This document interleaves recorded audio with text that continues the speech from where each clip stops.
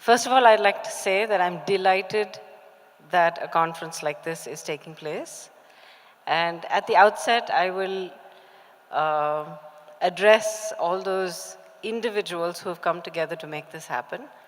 That's not only the members of the organizations, the volunteers, and everybody else who are, hands and feet on the ground making not just this conference, but all the year-long activities day in and day out that go towards empowering a woman and keeping her safe. But every one of those individuals that have come here, the esteemed members of the panel that I was fortunate enough to watch right now, doing everything in their power, through their work, through their office, everybody that is making this happen, I would like to express my heartfelt gratitude to them. But I'll be honest and say that who I'm really interested in is all of you here who are sitting behind this row of reserved seats. I want to know what brings you here. Why are you here? And I'm told that we have some time where I will be able to speak with you directly. So if you can keep my question in your mind, I'd like to hear your thoughts on that. There's so much that has been said about need for safety and security of women, undoubtedly so. I mean, who wants to be unsafe, right? Nobody wants to be at risk. And women more so are perceived to be in greater need of a helping hand or in greater need of shelter or protecting or saving. Raise your hands, whoever among you thinks that this is true. Anybody of you who think that women are more in need of saving and protecting than men or children or elderly? Nobody? 1, 2, 3. Okay. I appreciate that. I appreciate you raising your hands, and I also appreciate the ones that did not raise your hands. And I'm hoping the reason you did not raise your hands is not because you were feeling shy or awkward, or you didn't want to express an opinion, but because you really felt that women are not the weaker sex. There are some realities of life. I have lived my life in the public eye, very, very harsh, glaring light, since I was about 16. I have grown up in these lights. Nothing that I do, right from my actions to my movements, to my travel, to anything I say or do is ever kept private. I don't resent that. I don't resent it at all. When somebody comes up, when I'm in the middle of a very stressful situation and says, I want a selfie, or I want to talk to you about something, I don't resent that, because for me, that's a privilege. I'm not digressing from the topic when I say this.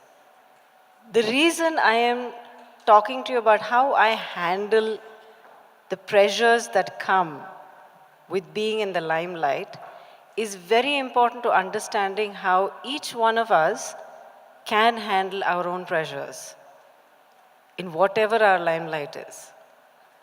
You might be within 4 walls and your own home and never have much to do with the world other than day-to-day duties of life, or you might be going out there working in an office with hundreds or maybe thousands of colleagues and fellow employees, or even more than that. But we are always, as women, in the limelight, because no matter where we are, we have so much riding on our shoulders. Anyone who agrees with me, raise up your hands. That I like. I like to see that. And it's very important that you raised your hands right now, because having so much responsibility on your shoulders does carry a burden. And when you acknowledge that, it does not mean that you're giving into it, or by calling it a burden or a weight, you are not becoming weaker. For me, it's always helped when I say, yes, I'm looking at a situation that's very difficult. It's very challenging for me. Right now, I don't have the skills to handle it. I don't have the strength to handle it. But you know what? When I say that, I don't feel smaller. I don't feel weaker. I know I have identified what I can do at this point in time, but to achieve that goal, to overcome that burden, I need to get myself to the next level. I need to grow more. I need to be stronger. I need to find more reserves within myself to overcome that hurdle and get to the next level of who I can be. This is something that I have found common amongst women throughout all walks of life who never stop growing. You know, there are these women that we meet. I have been very fortunate to have met many women like this, where you look at them and you say, oh my God, she's so cool. How does she do this? She was just doing this and now, she's into that activity, she's leading those people, or she's just accomplishing more and more. And another thing, if you notice, the people that one tends to admire the most for their accomplishments are people who are growing along their own paths. They're doing what is right for them, as opposed to what is mandated by family and society. Right? How many of you wish that you could be like that? You have to raise your hands. That's a first step to finding your own path and putting your foot on that path. And trust me, by doing this, you're not going to say, bye-bye and tata to all the people that you love and, whose expectations are on you and your elders and, colleagues and friends and family and all. You're not going to shut them out of your life because you say, I love you so much, but this is what I want to do with my life. They're not exclusive. I have a lot of, and I'm going to share this with you because it'll become obvious. I talk to a lot of youngsters. Over the last few years, I've been speaking with youngsters of right from high school age to postgraduate students who've just entered the work field in all age groups and all kinds of backgrounds. And what I have found more than 60-70% of the time is that they have worked so hard, they have come from small towns and villages throughout various parts of the state. They have fought through an environment that's so alien to them in, so-called cosmopolitan cities and studied engineering courses and all of that. And then after having fought 4 years, 6 years, whatever it is, their parents have spent so much money, father has worked his fingers to the bone to earn that money. They finish the degree and then they turn up to work in a field that has nothing to do with what they've studied. And I have asked these youngsters, I've done this on a radio show actually. I've asked these youngsters, when this is not what you want to do, today you're saying you want to be a singer, or you want to be a wildlife photographer, or you want to be a social worker. Why did you spend that time and that money on doing an engineering degree or doing some sort of a science degree? And almost always the reply that I got was, because my parents made me do it. And made me do it doesn't mean that they beat the kids and they starve them and force them and all of that. Very simple. If you don't do this, you'll break my heart. I've sacrificed everything in my life just for you to come to the stage to... So many heads are nodding.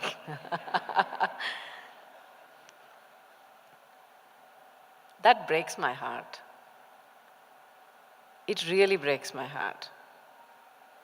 Because the first thing is, we don't have children so that they can live our unlived dreams.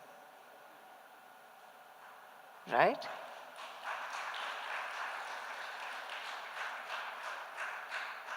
And we need, as parents, to be aware of that from the moment we hold them in our hands.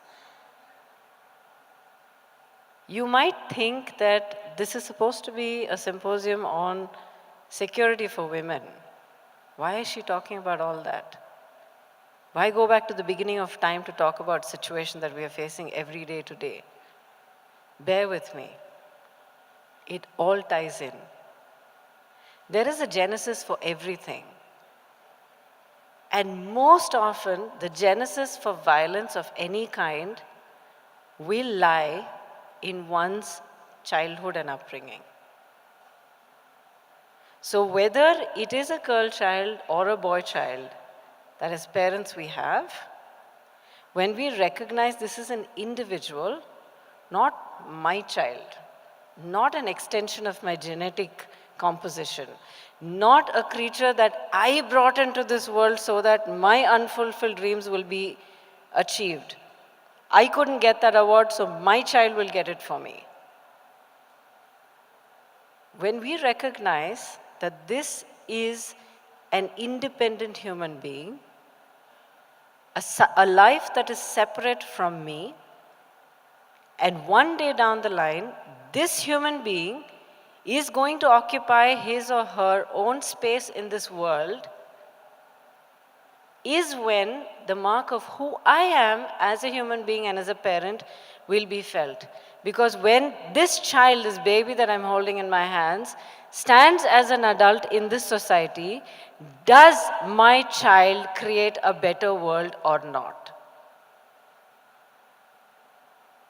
And one of the easiest things to perpetuate and one of the most horrifying things to perpetuate is violence. And that is something we need to teach them since they are born. All of these amazing things that our police and our government and well-meaning individuals and social service organizations, NGOs, everybody comes forward and does this. That's dealing with a dam that's already bursting at many points. And the reality is, new generations are being born every moment as we speak. And with every new child that's born, we have a chance to make a difference in this world. Everything that we are facing today, everything that hurts us, everything that makes us bleed inside when we think about the pain and the humiliation we feel when we have violence perpetuated against us, we have a chance to begin to set that right with every young child that comes anywhere near us.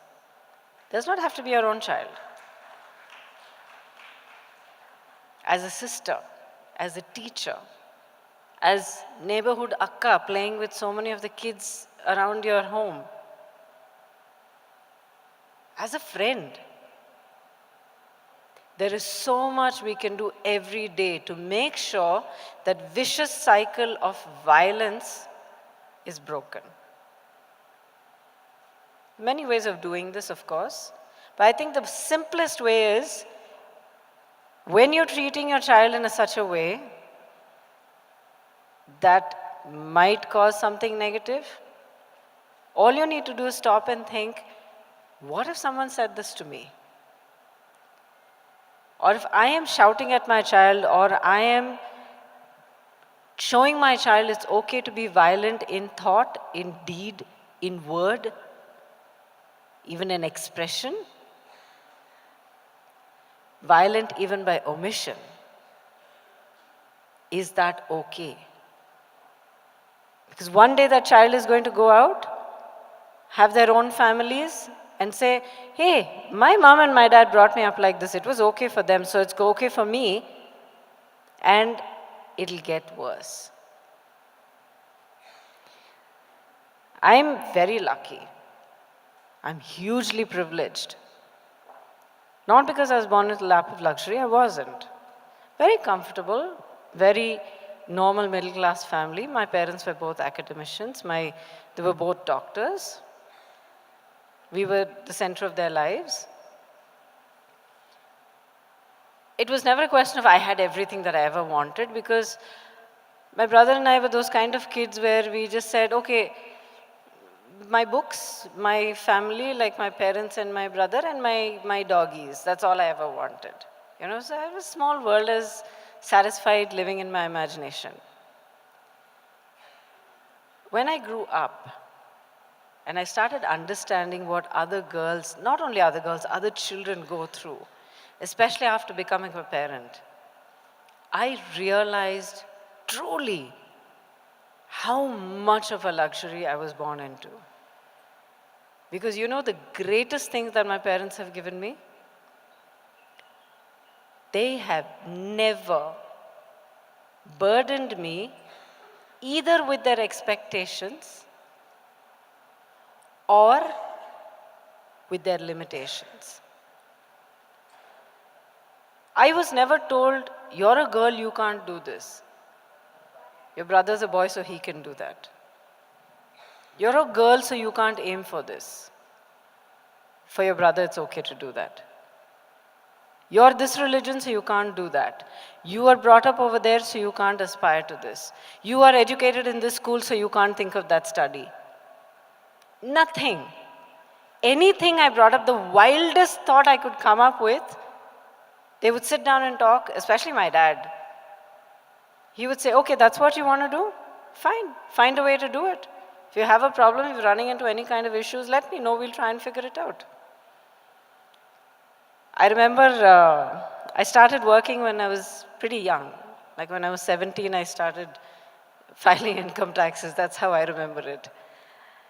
And when I was about, say, 19 or 20, you know how girls live at home till they're married, and I love it. I think that's great. I love to come home to Amma's cooking every day and have her do my laundry.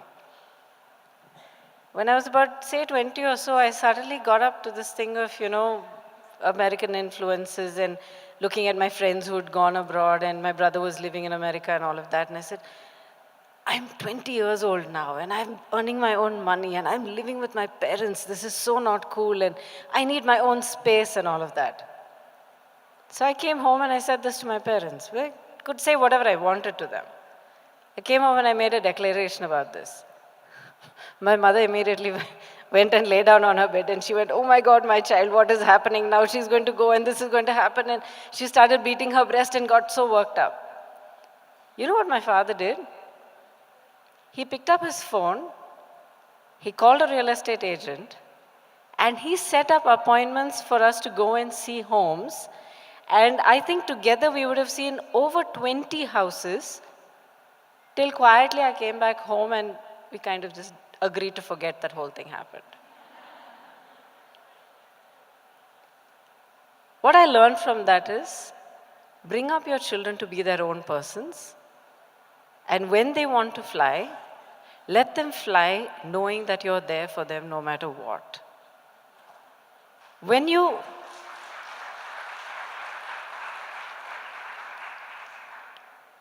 give them the confidence that as people, as individuals, whether they're children or young people, young adults or grown up, they are going to make mistakes. There's no such thing as a perfect human being. They will make mistakes. And it's okay to make the mistake when it's inadvertent. And when they've done something wrong, they will have to answer for it. But when they answer for it, as a parent, you will stand with them. It's not about getting them out of answerability or liability. It's standing with them and strengthening them to face the consequences of what they've done. And thereby you create a responsible citizen of the world who is going to think 20 times before they even turn towards doing something they shouldn't be doing. This I can guarantee you. So as a parent, as a caregiver, again, not just a parent, it can be anybody, as I said, a sister, a friend, a mentor, an employer, a colleague. Every one of you has this power to give your fellow human being a sense of security, which in turn diminishes an aggression and an instinct for violence. People who are going to be violent are going to do it. but the nature in which we respond to it will change. We become more empowered when we're able to step back and stop feeling hunted. And you stop feeling hunted when you're in control. And you are in control when you know yourself and when every step that you take in your personal journey and life is measured and it's understood. Coming back to expectations that people have of you. Find your own path. Be true to yourself in the steps that you take to move forward on that. Be confident. Be sure in yourself. Learn to forgive yourself for your mistakes. Next time you put a step forward, make a new mistake. Don't perpetuate old ones. All of these are not just about personal empowerment. It's not just about strengthening a woman on her journey. It's also about creating a society that is more at peace. And a society that is less conflicted is necessarily going to be a little less violent. The kind of work that has been happening, I've been hearing a lot about the she shuttles and the she teams and all of the other things that are happening, and the kind of community that has been built, it's essential. And I would like to see a day come when all of these are necessitated not because of violence, but simply because women would like to come together and join hands so that they can be stronger as one. We will reach that day. And you know why I have that confidence? Because we are women and because we are here today. You've come looking for something more, something different, something that takes you off of this hamster wheel. I get this feeling sometimes, when I'm running in life and, facing problems left, right, and center. Yes. People who live in the limelight also have problems, a lot of problems. Fighting, small fires at home, fighting issues at work, out in the public, all around, from all sides. When you're constantly handling problems, crisis situations, obstacles, people keep throwing things in your way, looking to see if you're going to trip up now or not. There's a point at which you think that you're going crazy, or is this all life is supposed to be? Or, these kind of, don't you ever feel like you're trapped in some sort of a maze that you're running around and round in, and sometimes you don't know how to get out of there? Or you have this feeling that you're going to keep on running around there till you lose your mind one day? I see heads nodding. So I'd like to see a rise of hands also. Yes. And I'm so glad you've lifted up your hands today, because that's the first step towards saying, this is not okay. A lot of changes in my life started happening. Good changes started happening when I started saying, this is not okay. Being made to feel like this is not okay.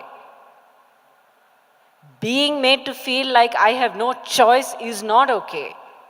Being made to feel that my being a woman, my being giving, caring, kind, sacrificing, whatever, is something that I should be doing because it is owed to somebody else is not okay. That I'm not recognized for myself and the value that I bring to everybody's life around me every day in little ways or big is not okay. So when you start saying, this is not okay, and you start looking for changes in your life, that will begin with changes in the way that you think.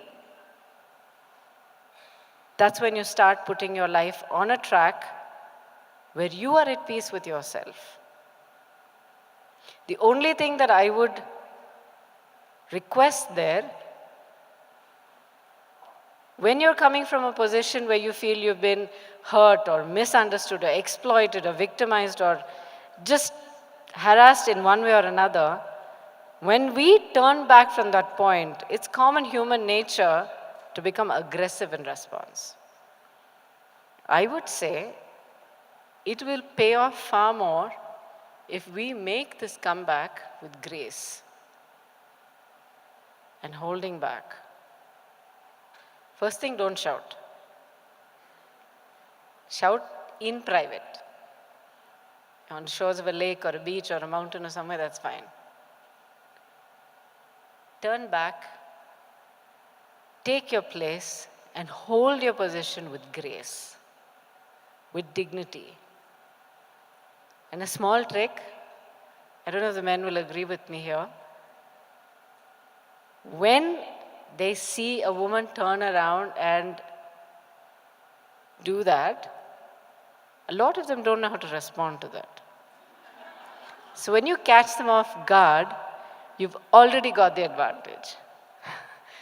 So study each situation tactically, find out the best way to respond to it, find out what speaks true within yourself. And I don't know if you've realized it, but I keep coming back to one point through the many different things that I've spoken today, being true to yourself. It is always, always, always about who you are as an individual, no matter how much you are a part of a demographic or a part of a statistic. That's just data. You as an individual is all that matters. And when you as an individual hit your stride and find your full force, you will change that statistic and that data. Never ever be made to feel that you're part of a crowd. Every crowd, no matter how huge it is, when you zoom in close enough, they're all individuals. That's all of you and all of us. We're all in this together. I have a lot to speak about. I'm 49 years old.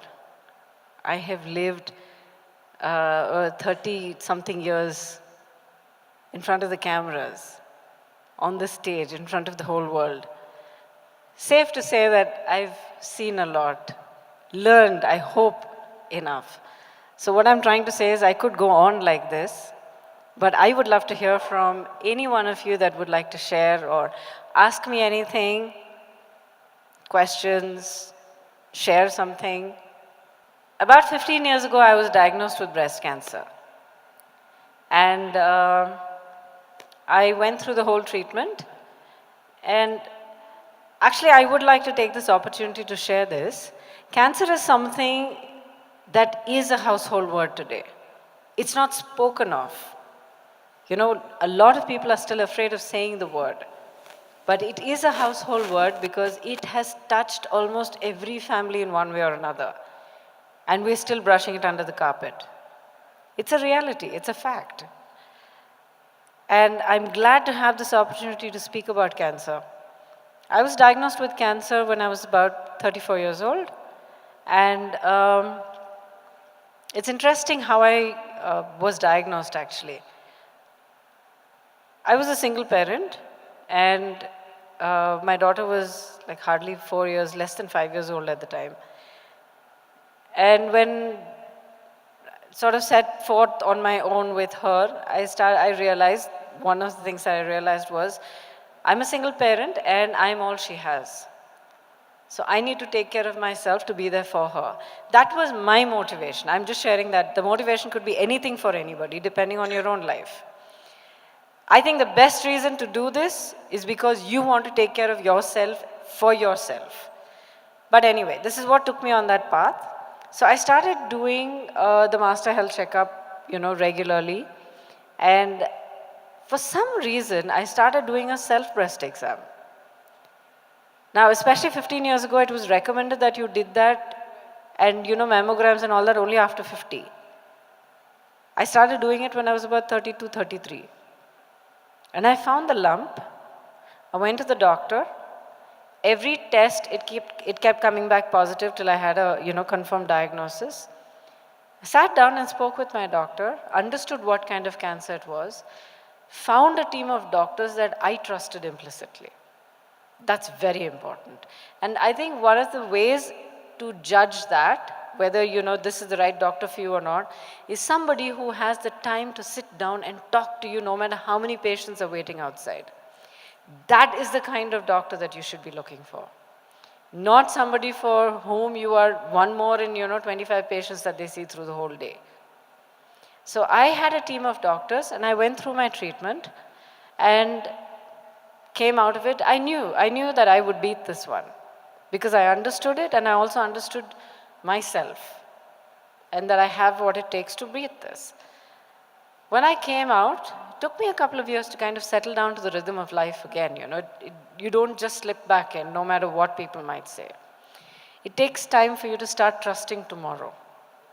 So once it came to that stage, I grew to that point, I started talking to the press, I started doing interviews, I started talking to small groups of people.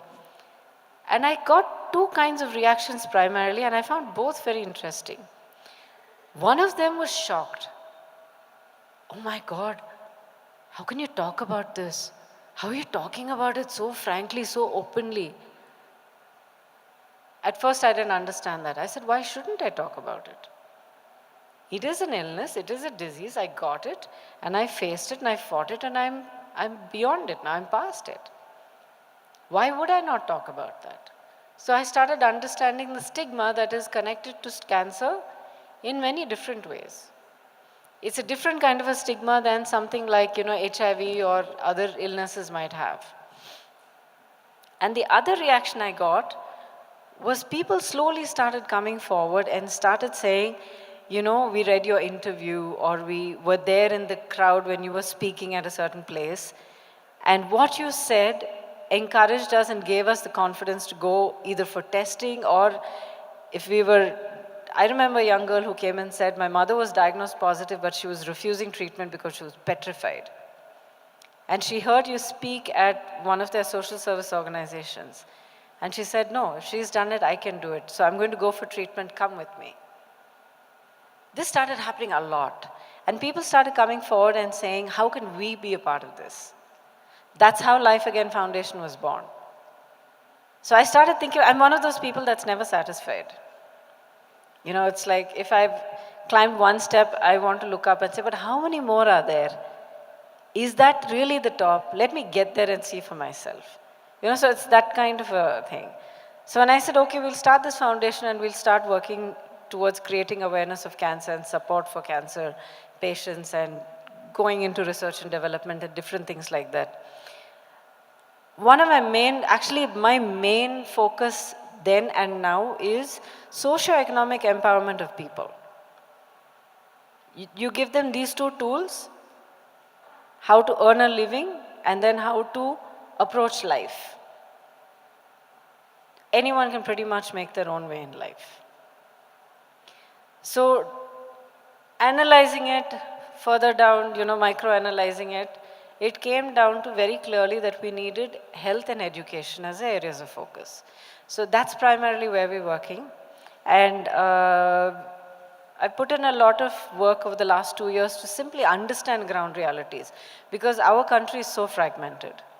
Within one locality, you can have like 4 different kinds of socioeconomic strata, all living side by side, all sharing infrastructure and facilities, but yet being so distinct.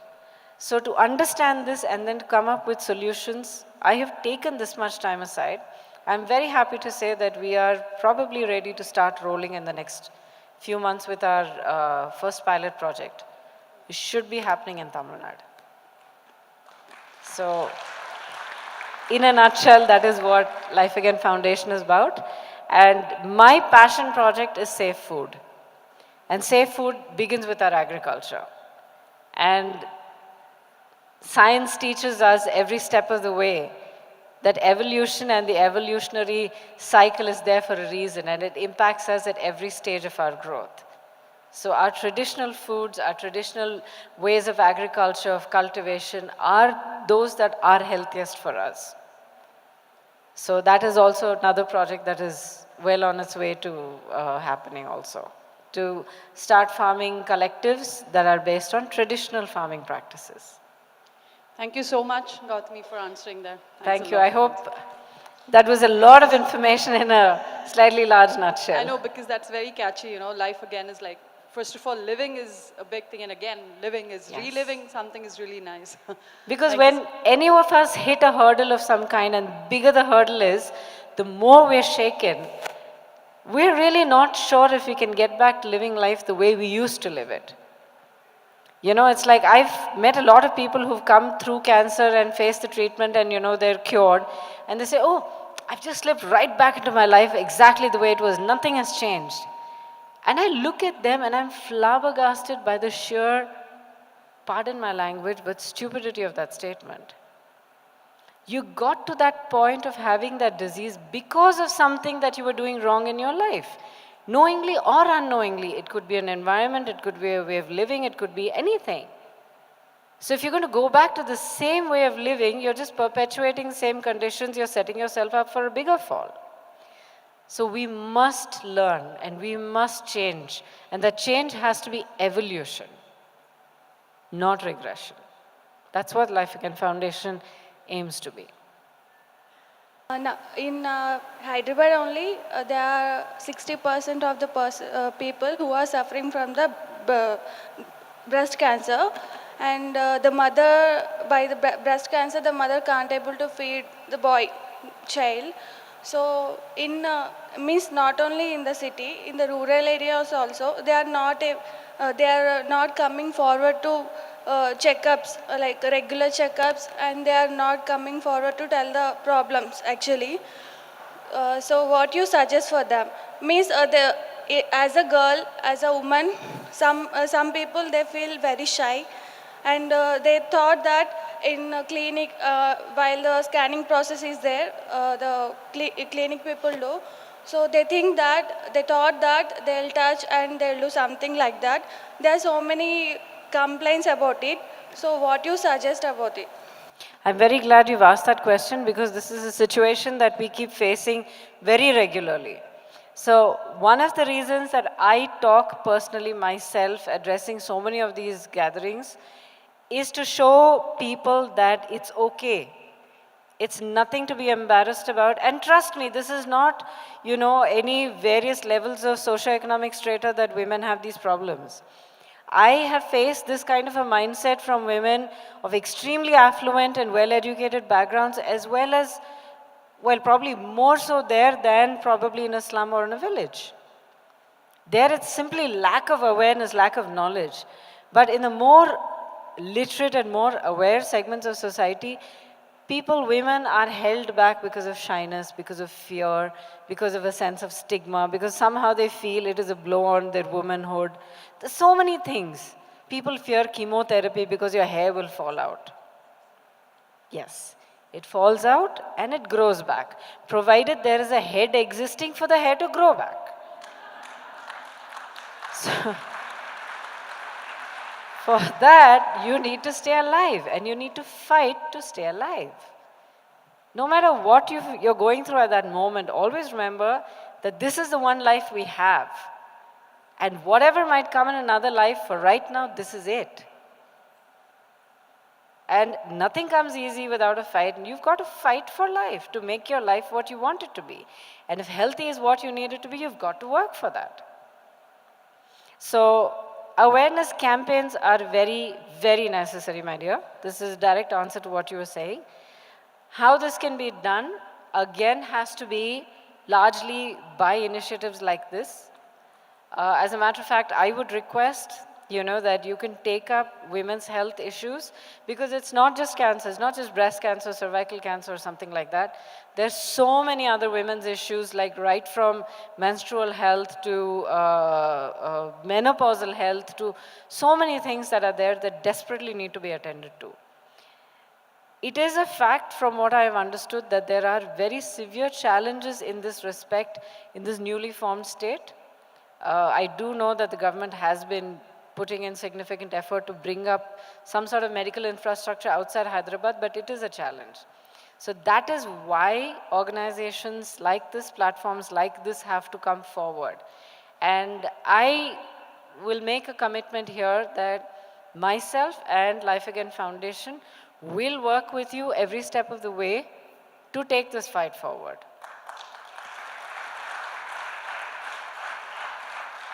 We need to do awareness camps where we go out and we talk to people.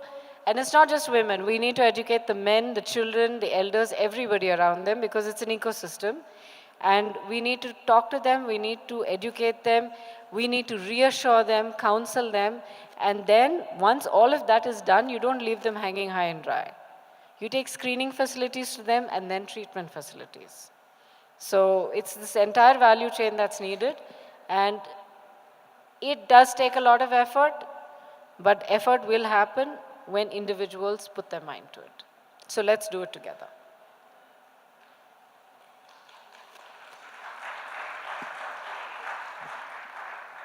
Good afternoon, Gautami ma'am. Hi here. Hi. Hi. I just want to take this opportunity to share a small incident with you, but which has remained forever in my mind. Seeing you speak today, it's a big surprise because we've always watched you on screen, and probably you're been doing these sessions just off late or over the last couple of years. But my parents were doctors, like you mentioned, your parents were doctors. And the first thing my father ever bought for us when, the electronics were progressing was a Philips powerhouse. And the first song that we heard, I recollect that, was Chikubukurele.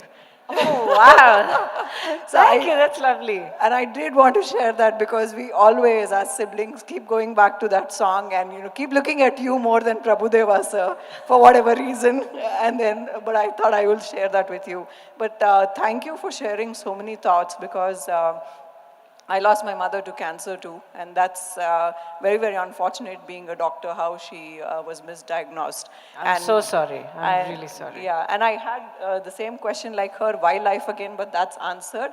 I'm going back to one of your questions you asked us, saying that in a hall of so many women that are sitting here, I think probably less than 5 or 10 raised their hands for that question when you said, do you think it is important that woman has to be independent on her own, financially strong, or really think about not only like love everybody, but also take care of herself more financially also, I would want to call out.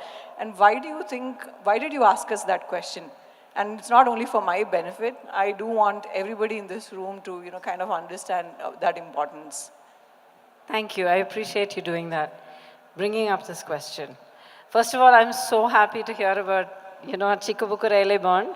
I feel very happy whenever I have anyone, stop me somewhere and tell me, what, I love this song. And I've had so many young girls, even boys also, young people come forward and say, I've shared this movie sitting with my mom or my dad and watching this movie of yours, and they love this movie and your role. And I feel privileged because it gives me the honor of being part of a bond that's very sacred between mother and child. So thank you so much. Why I asked that question, a couple of reasons. One is the very practical aspect of one never knows what happens in life. One makes commitments either to a job, to a career, to a marriage, to a relationship, to a next step in life. Every time you make a commitment, you make a change. And when you make a change, you're leaving something behind. So when you leave something behind, you are potentially vulnerable. And people say money can't buy everything, but money can buy almost everything. So if we are in emotional turmoil, if we are having issues dealing psychologically with changes in our life, all of that to one side will be completely eclipsed by the kind of pressures not having control over money or not having enough money in your hand can create. It can create absolute havoc in your life. So very practically, it's very important to be financially independent. I'm not going to go into, like male oppression and chauvinism and all of that. I think that's another world. That's talk of another world altogether. It's not something that is worthy of being discussed here because all of you, by sheer virtue of having reached where you are today, you have in a way already walked away from that mindset. But the fact is, practically having money that you make, that only you can claim ownership over, gives you control over your life and the ability to make your decisions. And the only one you can be held accountable to is yourself. I want every woman to have that kind of independence. And psychologically, hey, go into a store, go on a trip, go on a holiday, have an ice cream, it doesn't matter. When you know that whatever money you're putting on the table is yours, you have earned it, you have sweated blood for that, and nobody can question you about it. Tell me, doesn't it feel good? Right?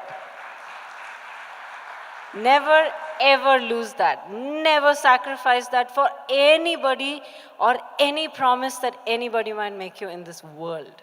Never, never, never. This is something I tell my daughter. I've brought her up. I don't need to tell her now because she reminds me. But I would like to tell you guys this. Write it, print it out, etch it, put it somewhere where you can see it first thing when you wake up. This is the one thing that will give you the luxury of dreaming your own dreams and fighting for your own path in life. I hope that answered. I hope that's something that's going to stay with you guys, especially, not especially, I think younger, older women, everybody needs to be reminded of this.